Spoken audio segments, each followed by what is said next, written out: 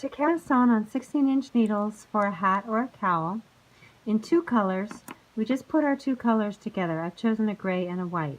This is kind of an easier cast on because you don't have to measure anything. So you put your two colors together, make your slip knot, excuse me, and then you put that on your needle.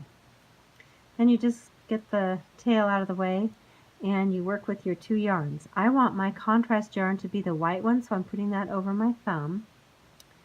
And then start, and you can see the gray is what's forming the stitches. And then doing this creates this great contrast edge that I like so much.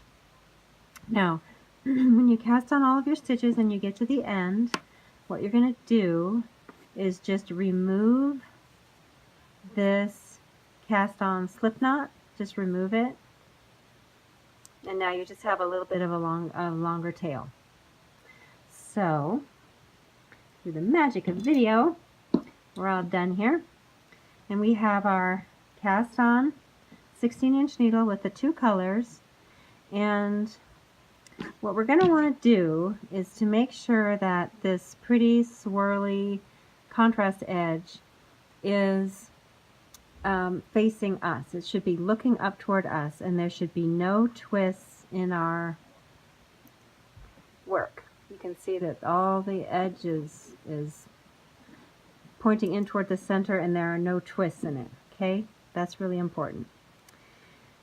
So then with the working yard on our left, I know that's going to seem odd, and this swirly cast on contrast edge looking up at us, we use an extra stitch that we cast on and just move it over to the right needle.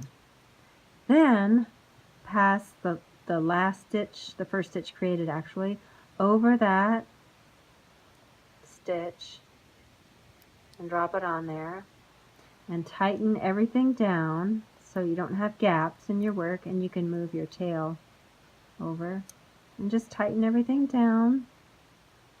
And now you'll find that your working yarn is coming from the right as it should, and you can start knitting.